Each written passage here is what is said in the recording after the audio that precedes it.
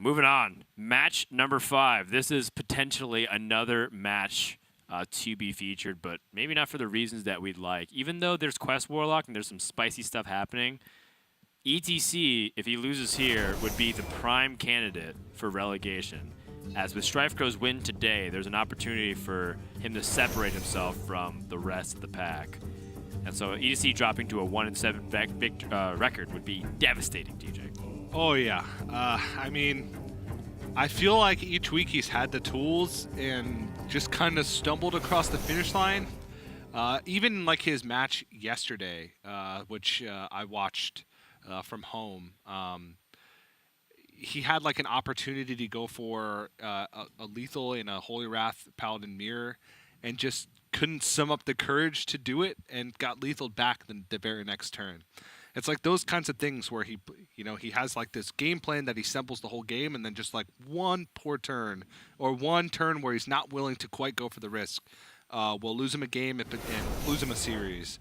And he took a big risk this week. I played against ETC a lot late last week when he was practicing. This was before deck submission, when he was practicing Quest Warlock on ladder in top 10 Legend, crushing me and obviously crushing everybody since he was top 10. And he took the risk and brought it this week. And I like that. I like that he's willing to try new things. And he's going to queue it. Game 1. Yeah. Also, Gallon's respect for this deck is very high. He protected his Shaman and banned Warrior. Did he queue Priest game 1? He did. One thing about Gallon is that he's very predictable. Yeah, I'd almost argue to a certain fault. But yes. Shaman Ban Warlock is a strategy that's only been implemented a couple of times. They've mainly been in Asia Pacific. It happened also, I believe, one time in Europe with Bunny Hopper when he was able to win. This was in week number 2. Mm-hmm. But the reason why it's not very common is because the deck that you protect, you often want to eliminate one of its worst matchups. Shaman is supposed to be good against Warrior. So this deviation from the norm is a respect for the Mechathune Warlock. And ETC, I love his shirt. Speak it into existence, TJ. Words have power. So lucky. You say that Gallon respects the Quest Warlock, but then, knowing that the Quest Warlock is up and available, queues Priest game 1.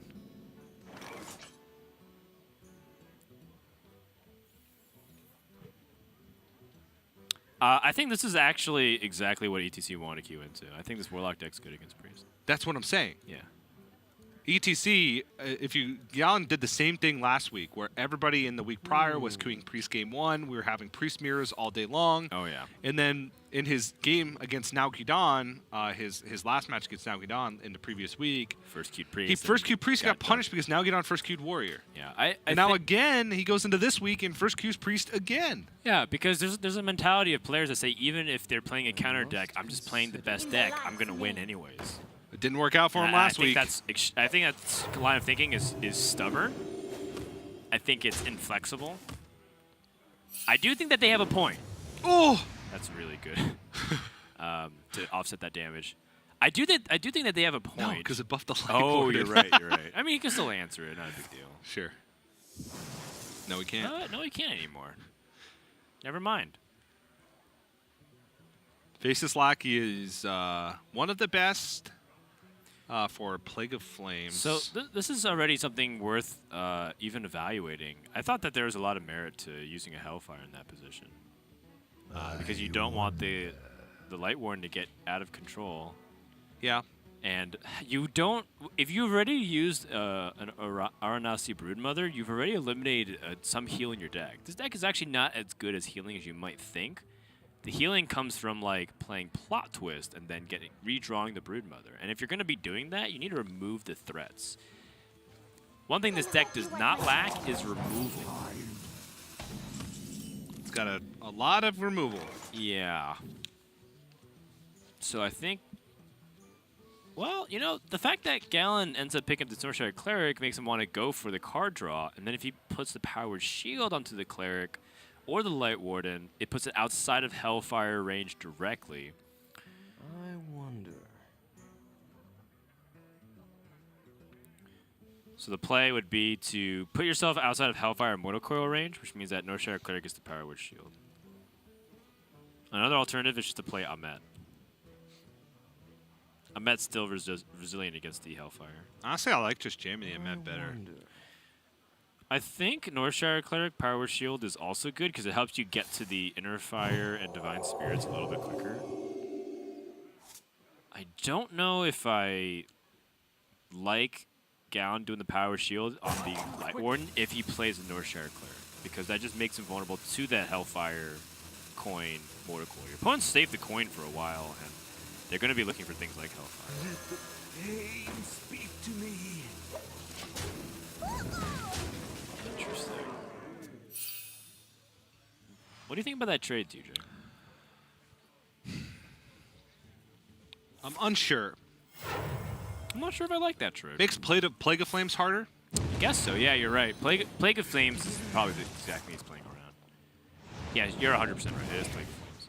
But you have to keep in mind that most of the time, they only have access to one Plague of Flames.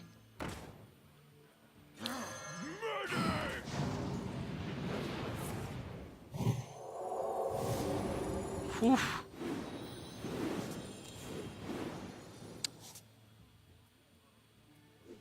I mean, ETC is actually just kind of running out of time. Exactly, which is why I feel like you're going to draw cards, you're going to draw removal. I really am a big fan of the, using the Hellfire early. Yeah.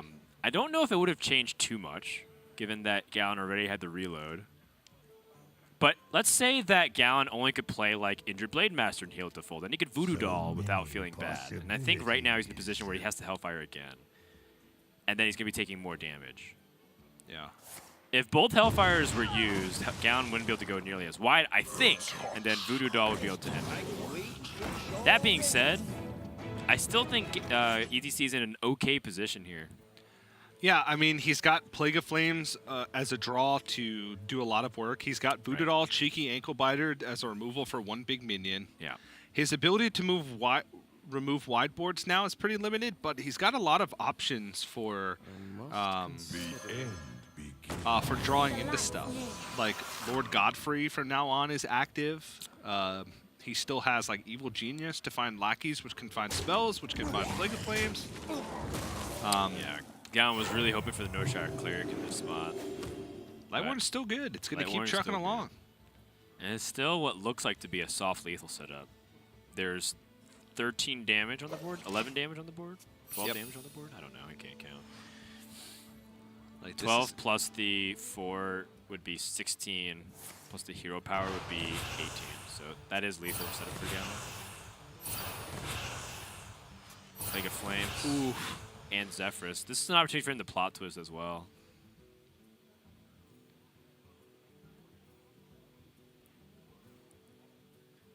So he can Cheeky Ankle Biter. He can also Lackey and then Plague of Flames. He's looking Cobalt Lackey. I think that's really... he was looking for Faceless there. Yeah, Faceless Lackey, Cheeky Ankle Biter would have been nearly a full clear. You just would have left the Light Warden up. But Kobold Lackey does a similarly good job here. It's just you're still going to leave something up no matter which way you do it. Almost out of time.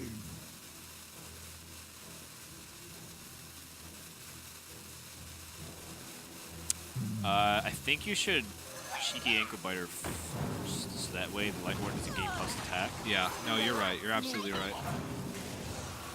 You Cheeky Ankle Biter first, the Light Warden gains attack, then you kill the buffed Light Warden, then you Plague of Flames. Yeah, if that matters. Yeah. In this case, didn't really matter. Losing to Zephyrus actually isn't that important either, because I don't think this game will be determined by the Zephyrus. Yeah. In the sense that ETC probably won't draw enough of cards from his deck to get Zephyrus active. Yeah. Gallon has the Bonsamdi. Push the 4. Yeah, it's going to be rough for ETC now.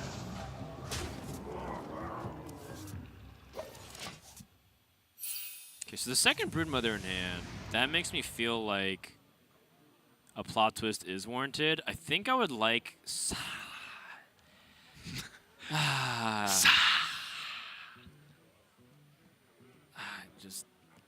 This hand looks so poor. Yeah. This is not my experience with how the matchup goes. No. I've actually played a good amount of this matchup, and I feel like I can fight for board way more aggressively Right. than ETC's been able to. Yeah. So he's going to plot twist, throw away these Broodmothers, and look for a way to activate this Voodoo Doll. There are a lot in the 3 deck. cards. He's got Evil Genius, he's got Elven Archer, he's got Mortal Coil. Of course it's the right way. Unfortunately, only finds Questing Explorer. Mortal Coil is 1 card off. That's lethal, almost. If he's Circle of Healings, double Beaming Sidekick, and Inner Fire, that's not quite there. But he can Northshire Cleric, Circle of Healing. You can Wild Pyromancer and then go for a bunch of Circle. But then his Bonsomdi dies. Oh, yeah, because of the Voodoo Doll. You're right. I mean, he can attack first with it and just say, hey, it's going to die anyway. I'm going to get the damage in now. The Injured Blade Master is the one that he wants to combo because that has the most potential for extra damage with health buffs. So yeah, maybe you're right here. And just aggressively look for lethal. But at the same time, Wild Pyromancer also damages the Injured Blade Master, so it could make it more difficult to combo. Quickly. Hey, I got you, friend.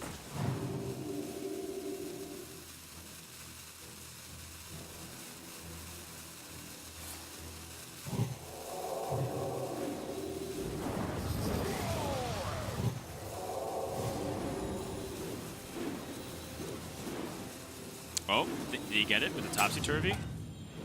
No. But I mean, this is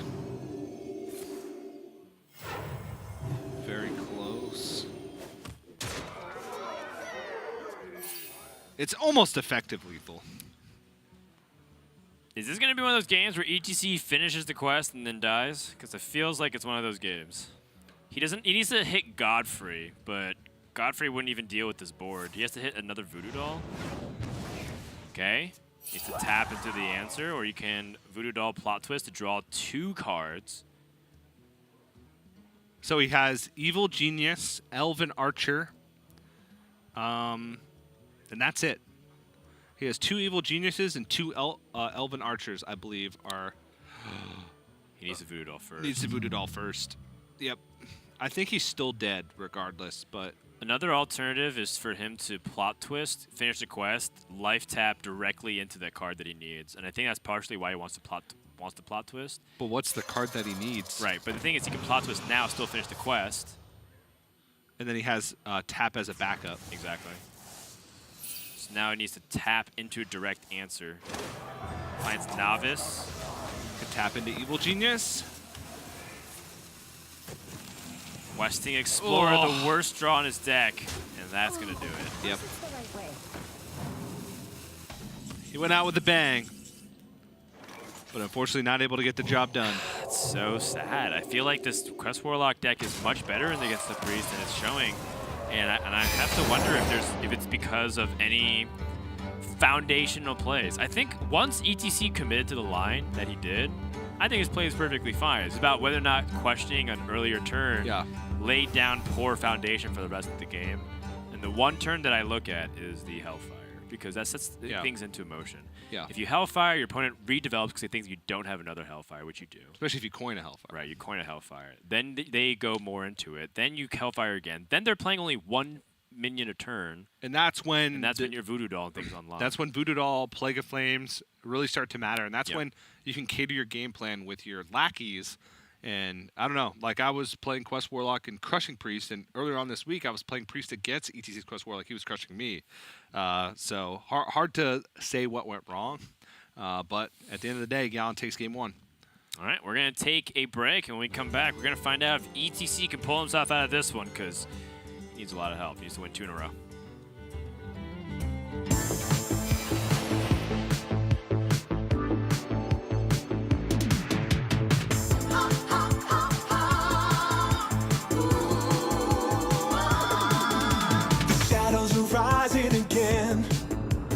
Darker than they've ever been. As evil descends from the skies, the world cries out, how will we survive? Out of the hall of explorers,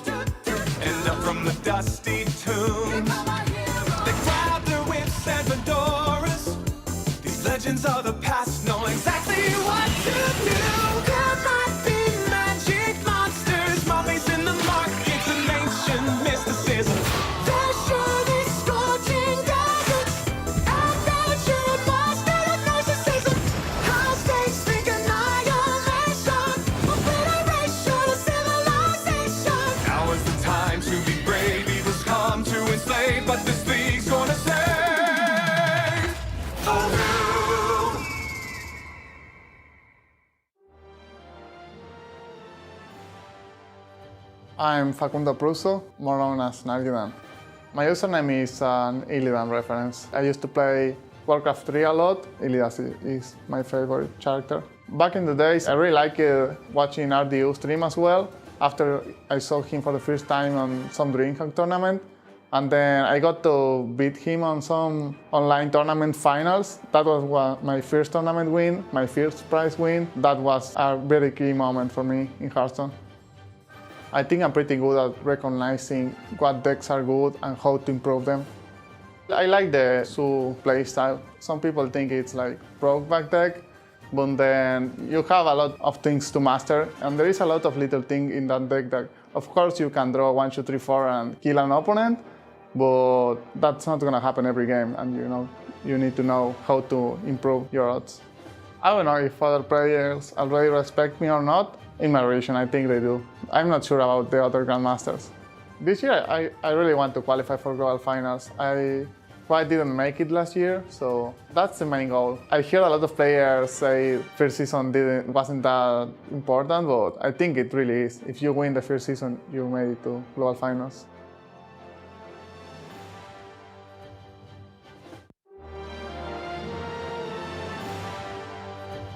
My name is Ryan Murphy-Root. I go by Purple. I really like waking up. The first 4 or 5 hours are the best hours of the day. I like taking dogs for walks after my 8 hours of Hearthstone and my couple naps. Unique to me is my ability to randomly deck people with just random decks that aren't supposed to function like that. I see shifts in patterns in the game where it is no longer possible to win the traditional way, and I tend to see those pretty early. What are you afraid of? Snakes, the dark, not necessarily in order. I'm not going to tell you in which order they are, though. Design a Hearthstone card. All right, 3/3, minor, Mac, remove all bombs from your deck. I had to play this one card in every single deck. Well, my boy Arthas just rotated, but my boy King Mukla, he's still in standard. Unfortunately, currently doesn't have a place, but I do like the giant ape sound. Personal goals for the year. Just win? Yeah, just win.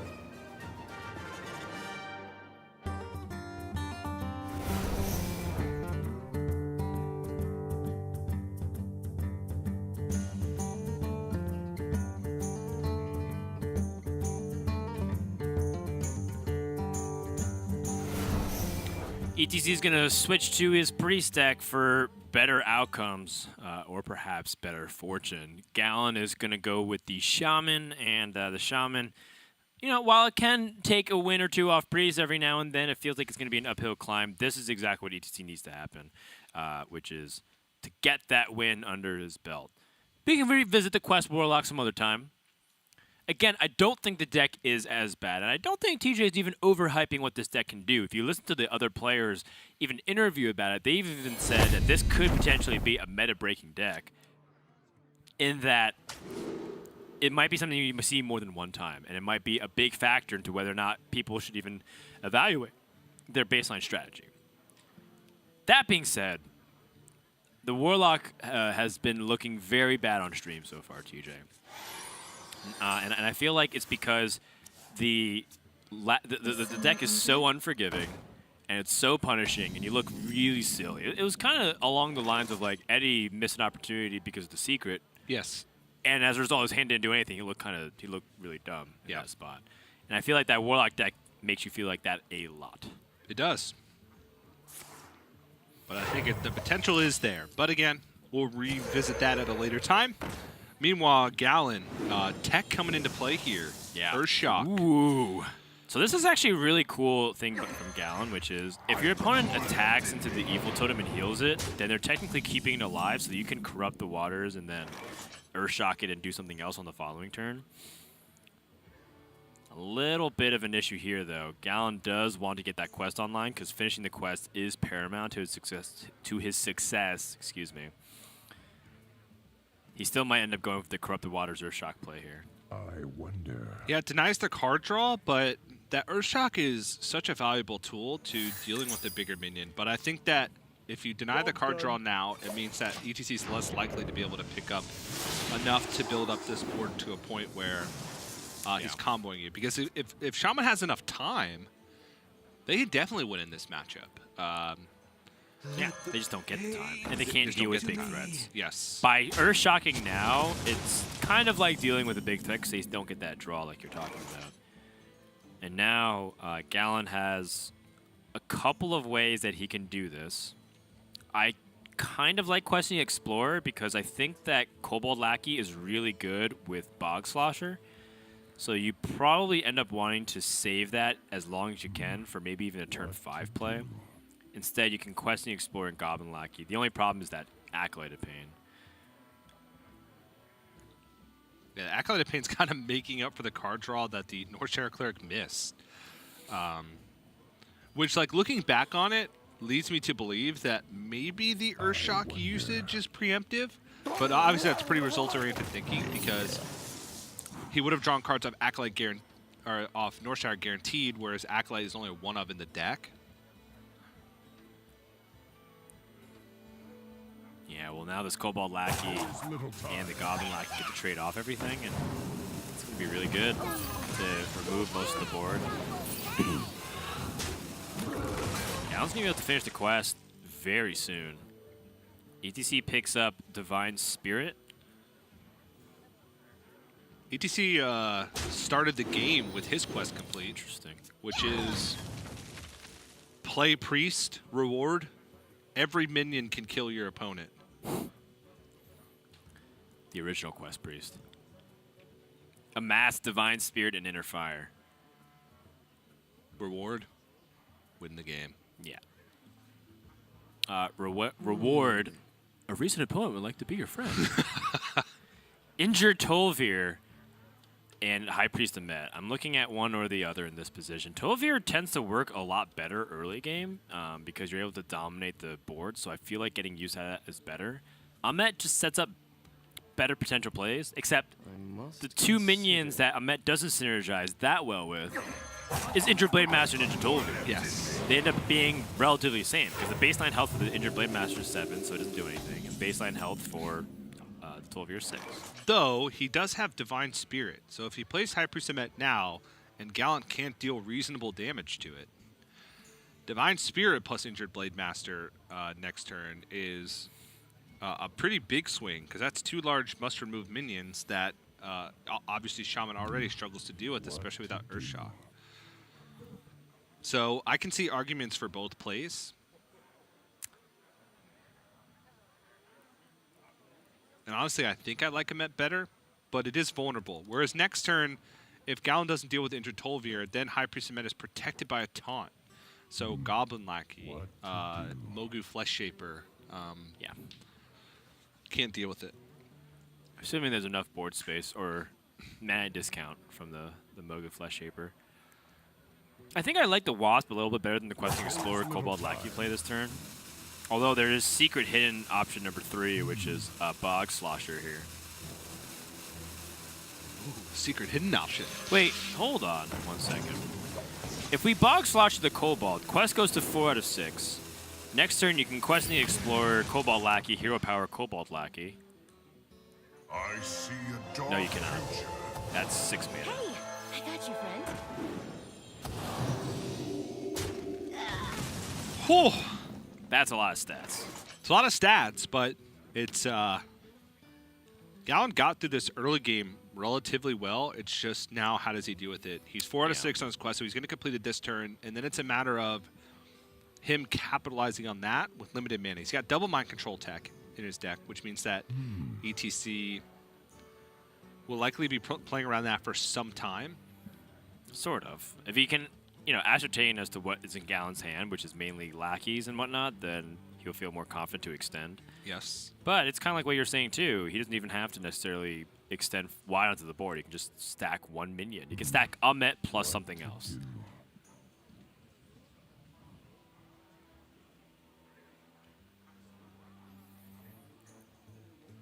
I wonder if Gallon's even just thinking about playing like former champ in this spot.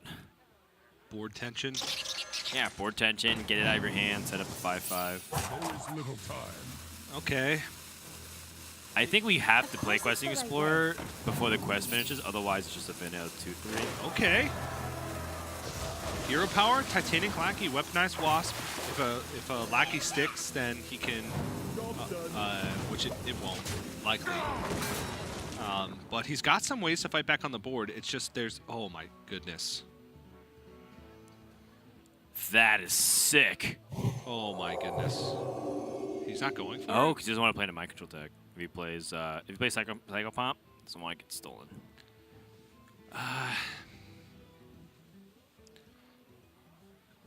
When your minions have that much health, Does it matter? does it matter?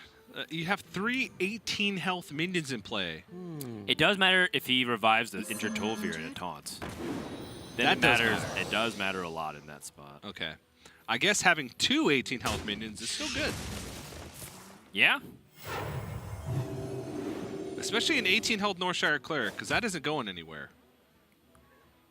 And I like the kill on the Lackey here. The 2 damage to face is negligible here, and you want to make sure that Gallon can't easily have a Weaponized Wasp plus something else. Yeah. Now Gallon's best hope is for some kind of silence and transform effect, and that isn't given easily based off what's in his hand. Except unless he bounces back Youthful Brewmaster and then hero powers and plays the Lackey again. I honestly think that might be his best chance when he's never getting through this much health on the board. And if he does, he's using too many resources, and ETC is going to continue to reload if he sees that happening. Yeah, it has to be like Youthful Brewmaster into Plague of Murlocs, or Youthful Brewmaster, Ethereal Lackey, or play the Evil Cable Rat into the Ethereal Lackey and get Earthshock, Hex. Earthquake is no longer on the table. Yeah, Gown figures it out. Drink with me, friend. It's also not good to hero power before the Brewmaster because the animation time doubles. Yep. Need to pick up Ethereal. Faceless. Goblin. Okay, so Goblin Lackey, Faceless Lackey allows Gallon to get 2 poisonous minions. I've played a lot of Shaman, and I've thought of a lot of scenarios that I need to get out of the priest games, and I never get Well, them. because every But you game is have to just consider that. you searching for outs from the second it starts to the second it ends. Speaking of it ending, DJ, we are very close for it to be dead. Yeah. All he has to find is 1 Divine Spirit, and the game is over. Yes, but there's the question still stands. Do you play in a mind control tech?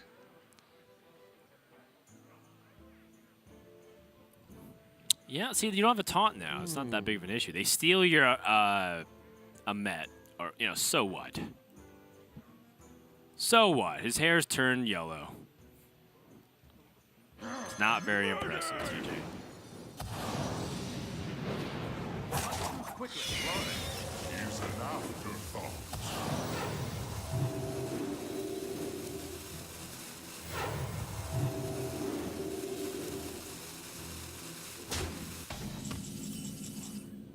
Well, no mind control tech to punish this. And you can see ETC, he's worried about it. Yeah, he's basically praying for no mind control tech in this spot. And Yeah. Gallon doesn't have it. I mean, even if mind control tech came out, it would take up 5 of Gallon's mana and steal 2 minions.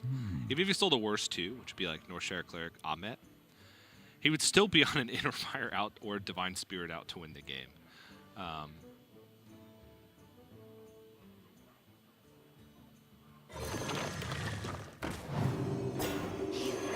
To the bar now.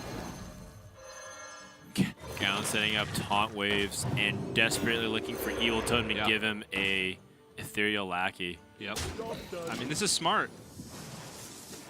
But that's a Divine Spirit draw, which means this should be Yeah, that's lethal. lethal. He can just push past one of the taunts, silence the other one, Divine Spirit, flip. That's all you need to do. Just trade 4 into the 2/5. Yep. 1/7 into the 2/1 or whatever. He actually has matter. lethal without the Wild Pyromancer. Yeah. So, spotting the most risk-averse way to lethal from ETC, and Gallon, I mean, that one's pretty expected. He had like a mind control tech out to try and survive, but even then, with that draw from ETC, would have been lights out and ties up the series. Yep, a very needed victory, much needed victory there for ETC, as you can see. Every single victory and loss weighs heavily upon his shoulders, and it's something that he's taking seriously. He is taking very seriously. I mean, he was on vacation for a little bit of time with his family to start off the season, which you can argue is something that maybe he should or shouldn't have done. But, you know, everyone needs vacation time. That being said, ever since he came back in week 2, it's been still downhill, despite the fact that he's in front of the camera and he's kind of focusing and trying to get everything under wraps. And things have just been getting out of control. I know. Partially because of his own play, though. Yes, partially because of his own play, and I know that he's practicing. Many is. other players are talking about their practice with ETC, their preparation. Monsanto saying that ETC was the one who convinced him to bring Quest Warlock.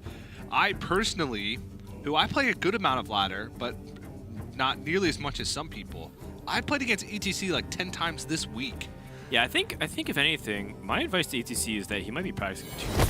That's also a possibility, especially ladder when it's not focused practice. Right, and your head is also filled with too many games. Yeah. It's a very real thing. Information overload is something that I think a lot of Hearthstone players sometimes don't really respect enough. And so when they're playing like 15 hours in a row, it's very silly of you to expect same performance level within your peak times. Mm-hmm. Let's say you take an hour to warm up, right, and then you're hitting your stride. To expect 12 hours straight of nonstop exemplary performance is absurd in almost any activity, whether educational, academic, scientific, athletic, like in anything, right? And so when people are playing 15 hours or like 12-hour days, I ask why. What does that accomplish? I don't have an I think for some people, there's like a certain mental confidence that associated with it. Oh, I've practiced so much that I feel like my practice can't fail me. Yeah. But I think as Muzzy and Strife Crow and a few other people are talking about, sometimes your mental game is just as important as your actual technical play. Absolutely. Stripe Crow talking about doing things outside of Hearthstone in order to better mentally prepare himself for matches, which I thought was a really cool thing. Right. Well, because the thing is, Strife Crow's been practicing, but he was telling me that he just got used to being lazy, as in he is living a very comfortable lifestyle. He acknowledges it. But he said that he never felt motivated and pushed where he needed to perform, and as a result, he could get his head in the game. And he said that he was zoning out a lot during matches. And I think several players have reported that. And I think, you know what? If anything, Season 1 may have put them in a routine where some players can't break certain habits. They can't focus because they have to wake up, at a certain time, and usually they're able to wake up whatever time they want to, right? That kind of stuff is really important. And that's why, in the end, I really don't discount players that take their professional career seriously both inside and outside the game. That's why I don't really write off players like Amnesiac that say, I'm going to do what it takes to be the best. It doesn't mean playing more games. It just means being able to be holistic in your approach, TJ. Now, that being said, we can focus a little bit back onto the micro plays. Gallon, his hand improved very much so after the first few turns. You saw his opening hand. It was Quest, Life Trigger, Shadowwalk, former champ. Not the greatest opening, but then picked up Questing Explorer into Questing Explorer, had some Lackey generations. Now in a good spot. He's putting on pressure, but it's not pressure that he's invested too many resources in. He's got reload. My goodness. Equality going to 1 mana is potentially a very big deal. Yes.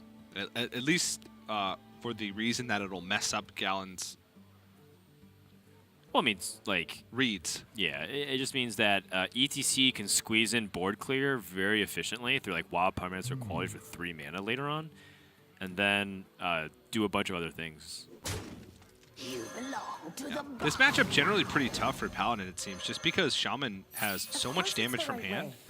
They have these boards that are small but still threatening because the damage piles up, and then they have burst in the later stages of the game. So you have to be really careful with, kind of how much you expect and be good about reading how much damage potential your opponent has. Calculating lackeys, trying to see trends in your opponent's play, how many cards they're holding onto.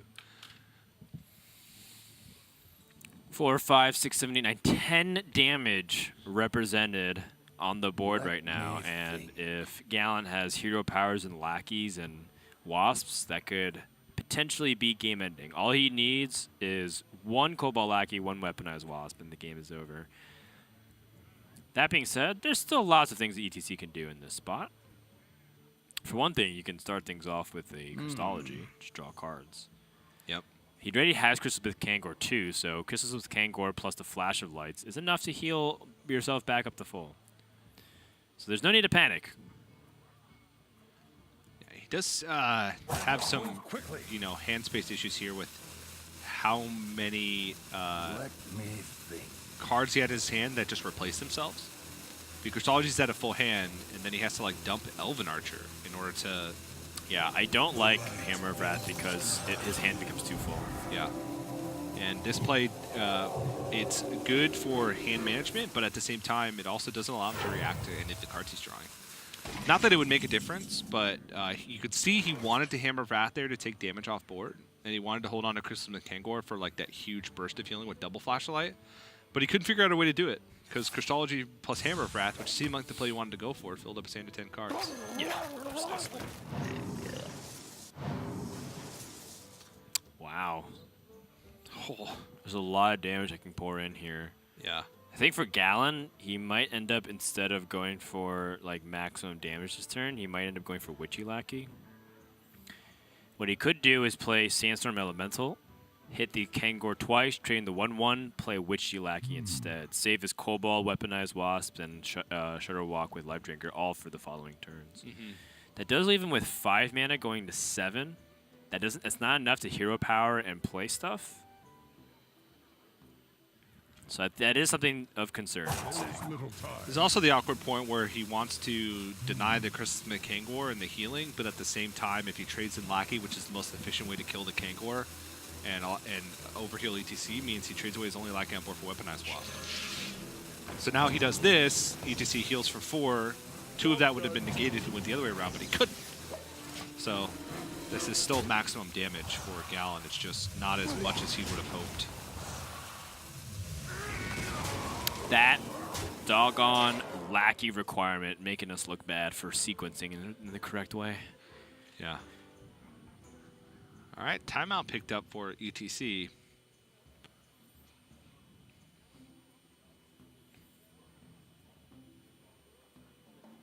Timing is just so crucial, though. Yep, 14 power on the board. This is already starting to look like a board clear is warranted. He doesn't have the direct AoE, though.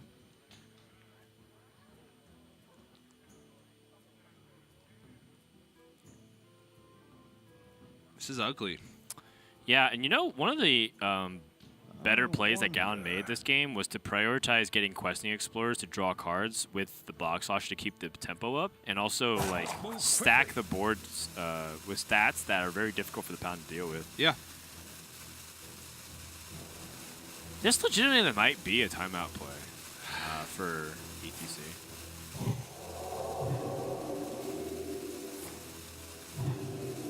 Oof. See, if you're gonna play the timeout, is there something else you could have done instead? I don't think so, given that Acolyte of Pain isn't a very good, reliable way to get it done.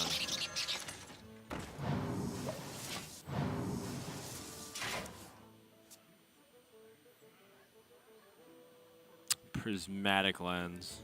Well, now the board is full.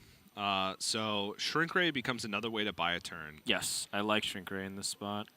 But it would just be Shrink Ray, because if you play a minion along with it, he can trade in a minion and then develop a minion. But I still think Shrink Ray is good because only 1 board space means that even Gallon's most impactful minion, which would be Weaponized Wasp or Life Trigger, deals 6, you're still alive. And I like getting the expensive stuff out of the way. Like Shrink Ray, sure it's a board removal, but he has no follow-up, and he already has a 1 mana equality. Well, the idea is that he could Shrink Ray still afterwards, so I think this is fine. Yeah, I suppose so.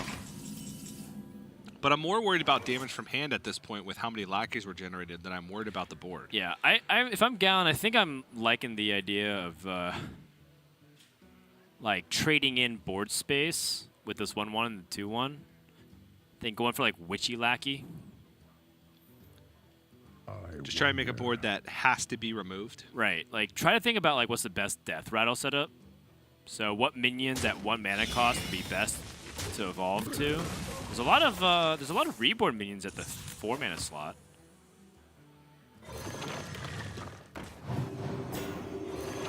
Interesting. Getting the Titanic Lock out of here.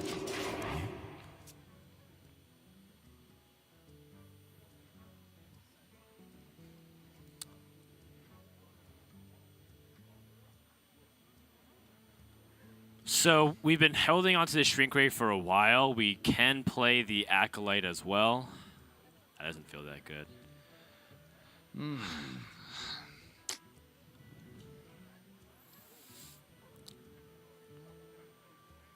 Maybe it's just like Shrink Ray and High Priest, and then you try to go for a card draw the following turn.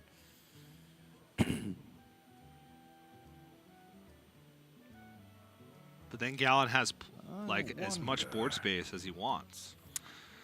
Maybe he's thinking about not just taking this damage and just like Hammer of Wrath the face.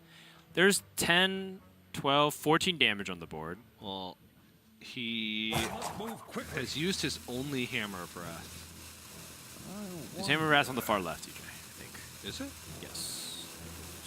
Oh, you're right. I thought he used it on the Questing Explorer early on. Maybe I'm incorrect. I was thinking of a different game. No, you're right. Forgot the blue glow on the top of the Hammer of Wrath. The Shrink Ray pass makes sense. None of the other plays do much, and Gallon is limited to 7 damage this turn. But then he has to find follow-up. He has no timeouts left. Right, this is sort of the primary reason why I don't know if I wanted to play 2 lackeys this turn. And because you'd be able to hero power and like Kobold Lackey or something equivalent to that. yeah, I wanted to Shrink Ray last turn, and then this turn follow that up with timeout. Unbelievable. No Consecration. No Pyromancer. What the heck? He plays double Consecration and double Pyromancer. There are 4 out of the bottom 7 cards in his deck. This is ridiculous to me. I did not even know that this was a thing, which is Paladin not having AoE clear. Even Shrivala. Yeah, 2 Pyromancers, 2 Consecration, Shrivala in the bottom 7 cards. And this is a recipe for disaster. Yeah, ETC's already struggling in this series. He's struggling in Grandmasters. Quickly. Gallon has 16 damage from hand. Yeah, he's going into 10 mana. He has Hero Power, Kobold Lackey, Weaponized Wasp, and Life Trigger.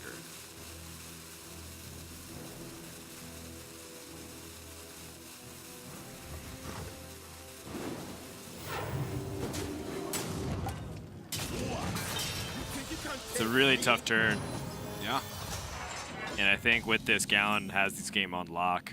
Yeah, that's just game over right there. Right there. Yep. You Weaponize Wasp, trade in, deal the damage.